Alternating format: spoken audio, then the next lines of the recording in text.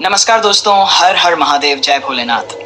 स्वागत है आपका हमारे YouTube चैनल पर। आज हम एक अत्यंत महत्वपूर्ण विषय पर चर्चा करेंगे, मनुष्य की कमजोरियां और इन्हें दूर करने के उपाय, खासकर भगवत गीता के संदर्भ में। ये विषय हमारे जीवन में एक महत्वपूर्ण भूमिका निभाता है।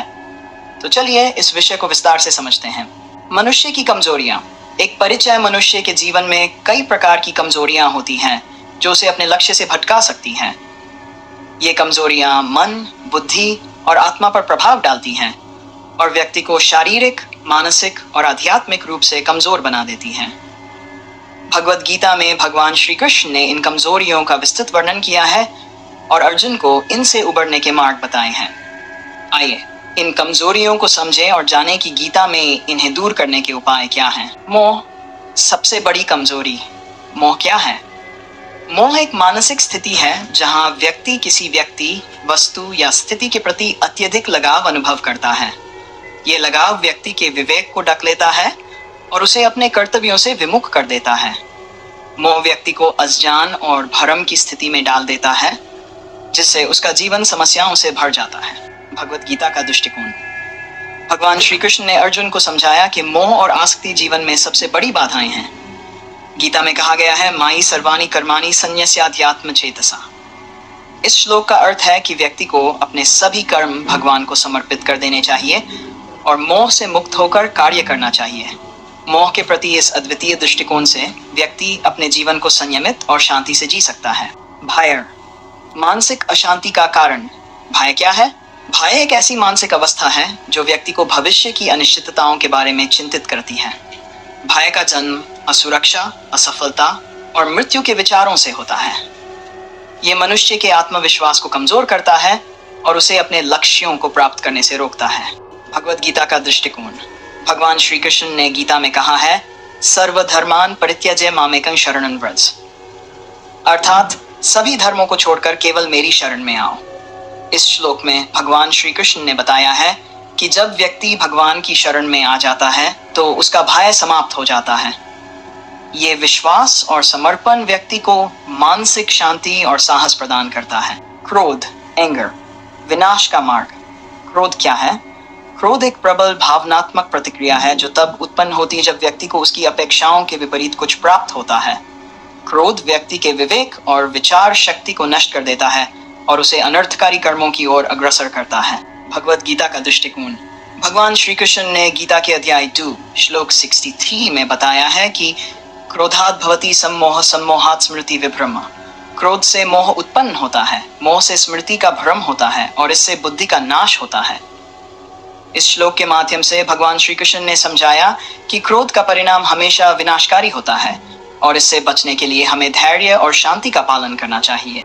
लोभ, अंतहीन इच्छाओं का जाल। लोभ क्या है? लोभ एक ऐसी कमजोरी है जो मनुष्य को कभी संतुष्ट नहीं होने देती। ये मनुष्य की अंतहीन इच्छाओं का परिणाम है जो उसे जीवन में संतोष और शांति से दूर कर देती है। लोभ व्यक्ति को अधर्म और अनैतिकता की ओर खींच लेता है। भगवत गीता का दृष्टिकोण। भगवत गीता में भगवान श्री कृष्ण ने कहा है, कामेश क्रोधेश रजोगुण समुद्भव। यह श्लोक हमें सिखाता है कि कामना और लोभ मनुष्य के पतन का कारण बनते हैं। यदि हम अपने जीवन में संयम और संतोष का पालन करें तो लोभ हमारे जीवन में कोई स्थान नहीं पा सकेगा। इग्नोरेंस, आत्मा का अंधकार। अज्ञान क्या है? अज्ञान वह अंधकार है जिसमें व्यक्ति सत्य और असत्य, धर्म और अधर्म का भेद नहीं कर पाता। यह अज्ञान व्यक्ति को अपने वास्तविक स्वरूप से दूर कर देता है और उसे माया और भ्रम में फंसा देता है। भगवत गीता का दृष्टिकोण।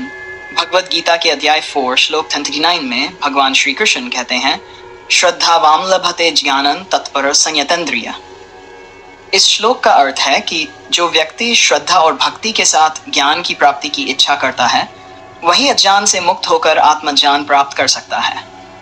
ज्ञान ही वह प्रकाश है जो अज्ञान के अंधकार को मिटा देता है। आत्मस्वरूप की भूल। अहंकार क्या है? अहंकार वह मानसिक स्थिति है जिसमें व्यक्ति अपने अस्तित्व को सब कुछ समझने लगता है। वह स्वयं को ही सब कुछ मानने लगता है और अन्य सभी को तुच्छ समझता है। अहंकार व्यक्ति को अपने सच्चे स्वरूप से विमुख कर देता है और उसे अधर्म के मार्ग पर ले जाता है। भगवत गीता का दृष्टिकोण। भगवान श्री कृष्ण गीता में कहते हैं, अहंकार विमूढ़ात्मा कर्ताहमिति मन्यते। इस श्लोक में उन्होंने बताया है कि अहंकार से अंधा हुआ व्यक्ति यह सोचता है कि वही सब कुछ कर रहा है, जबकि वास्तव में सभी कर्म भगवान की इच्छा से ही होते हैं। अहंकार का त्याग व्यक्ति को सत्य और धर्म के मार्ग पर ले जाता है। भगवद गीता के उपदेशों के माध्यम से हम समझ सकते हैं कि मनुष्य की कमजोरियां उसके जीवन को किस प्रकार प्रभावित करती हैं। लेकिन यदि हम गीता के सिद्धांतों का पालन करें तो हम इन कमजोरियों से उबर सकते हैं और अपने जीवन को शांति, संतोष और मोक्ष की ओर अग्रसर कर सकते हैं। गीता हमें सिखाती है कि इन कमजोरियों को दूर करने के लिए सबसे पहले हमें अपने भीतर आत्मविश्लेषण करना चाहिए। अपने भीतर की कमजोरियों को पहचान कर हम उन्हें दूर करने का प्रयास कर सकते हैं। इसके लिए हमें अपने मन और इंद्रियों को नियंत्रित करने की आवश्यकता है, जैसा कि गीता में बताया गया है। नियमित ध्यान, प्रार्थना और निस्वार्थ कर्म के माध्यम से हम अपने जीवन को पवित्र और आध्यात्मिक बना सकते हैं। गीता के उपदेश केवल धार्मिक दृष्टिकोण से नहीं, बल्कि जीवन की हर चुनौती के समाधान के रूप में भी अत्यंत महत्वपूर्ण है। हमें सिखाती है कि हम कैसे अपनी कमजोरियों को पहचानें, उन्हें स्वीकारें और उन्हें दूर करने के लिए प्रयास करें। जब हम अपने भीतर की कमजोरियों पर विजय प्राप्त कर लेते हैं तो हमारा जीवन संतुलित, सुखमय और पूर्णता की ओर बढ़ता है। गीता के इन महान उपदेशों का पालन करके हम अपने जीवन को सुसंस्कृत, पवित्र और सफल बना सकते हैं। अगर आपको ये वीडियो पसंद आई हो तो लाइक, शेयर और सब्सक्राइब करना न भूलें। धन्यवाद।